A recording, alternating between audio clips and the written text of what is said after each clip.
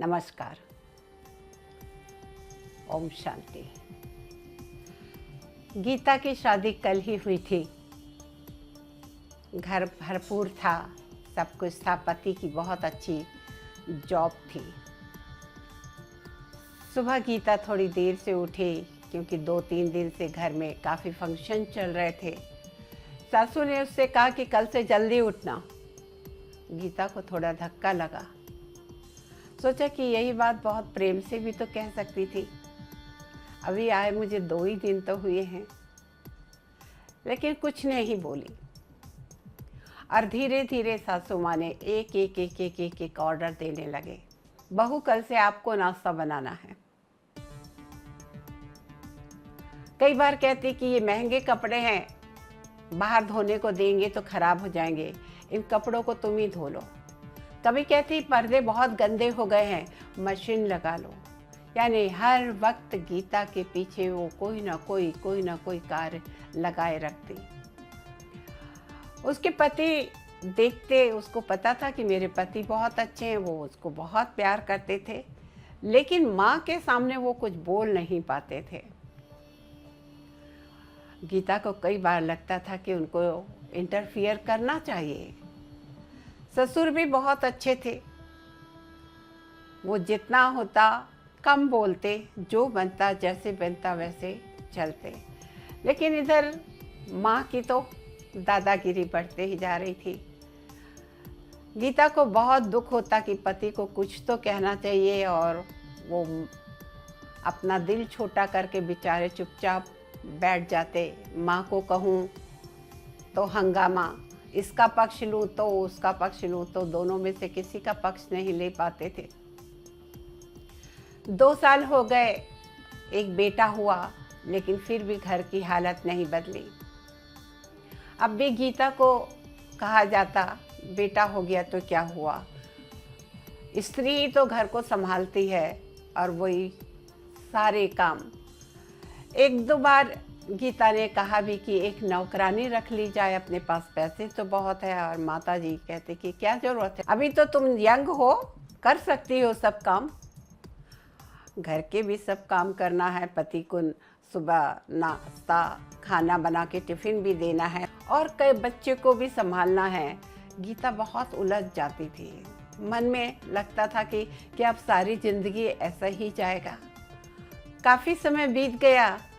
एक दिन उसके पति ने आके माँ को कहा कि माँ, मेरा ट्रांसफ़र हो गया है, इसी शहर में है, लेकिन शहर के किनारे, यानी ये घर से काफ़ी दूर वो ऑफिस है, और वहाँ मेरा ट्रांसफ़र हो गया है।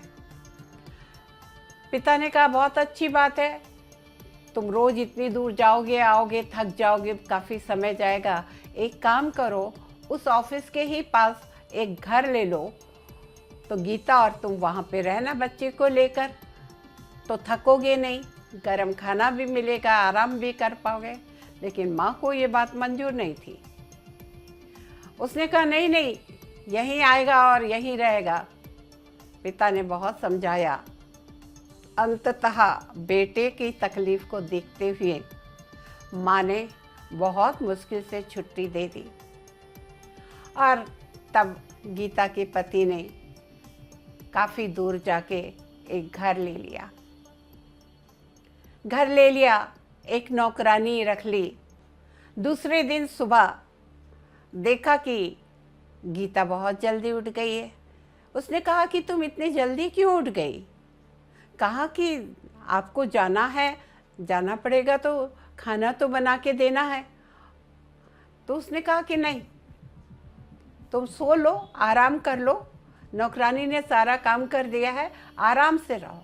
कहा मैं समझी नहीं। कहा मेरा कोई ऑफिस चेंज नहीं हुआ है, ऑफिस उतनी ही दूरी पे है। वो तो मैं माँ का सामना करके माँ को दुख नहीं देना चाहता था, और तुम्हारी भी परेशानी इतने सालों से देख रहा था, तो मेरे को माँ को बोलना पड़ा कि यहाँ पे ट्रांसफ़र हुआ है। हूँ मैं उसी ऑफिस में जो घर के पास था, लेकिन तुम्हारा भी तो ध्यान रखना मेरा फ़र्ज है। और उसने सारी गृहस्थी वहाँ पे बसा ली, एक नौकरानी रख ली, और गीता बहुत खुश थी। उसे पता था कि पति बहुत प्यार करता है। समझदारी से अगर काम किया जाए तो कई बार बड़ी बड़ी समस्याएं आसानी से हल हो जाती है। वो माँ का भी दिल नहीं दुखाना चाहता था, पत्नी को भी देखता था कि बहुत परेशान है लेकिन कर नहीं पा रहा था, लेकिन उसे यही रास्ता सही दिखा। बहू ने कहा भी कि फिर तो आपने माँ से झूठ कहा ना। कहा झूठ एक छोटा सा तुम्हारे इतनी तकलीफ़ को बचाने के लिए कहा, लेकिन माँ को दुख तो नहीं हुआ। तुम्हारी इतने सालों से तकलीफ़ देख रहा था तो मैंने यही मुझे ठीक लगा। और गीता बहुत प्यार से गले लग के रो पड़ी कि आपके जैसे इंसान हर समझदार हो तो कोई भी घर टूटे ना, कोई भी स्त्री दुखी ना रहे। आप कितने अच्छे हैं। हम नहीं कहते कि किसी से झूठ बोल के कुछ करो, लेकिन अगर किसी का दिल भी ना दुखे और दोनों खुश रह सके तो कई बार ऐसी थोड़ी सी चेंज लेकर सबको सुखी करना हम कहते हैं बहुत बेहतर है, बजाय इसके कि एक स्त्री हो या माँ हो या पिता हो या बच्चा हो, कोई भी हो, वो कठिन दौर से गुजर रहा है और आप उसके लिए कुछ नहीं करे। उससे तो अच्छा है कि एक छोटा सा झूठ बोल दिया। उसमें माँ को कोई दुख नहीं, पैसे वैसे ही दे रहा था और यहाँ पे गीता भी खुश हो गई और प्रेम से रहने लगे। कहने का तात्पर्य, समझदार व्यक्ति अपनी समझ से सबको सुखी रखता है। आज आवश्यकता है समझदार बनने की। आशा करते हैं अगर आपके साथ ऐसा कुछ हो रहा हो तो आप भी थोड़ा सा चेंज करके घर के वातावरण को ठीक कर दें और कोई को भी तकलीफ ना हो। नमस्कार, ओम शांति।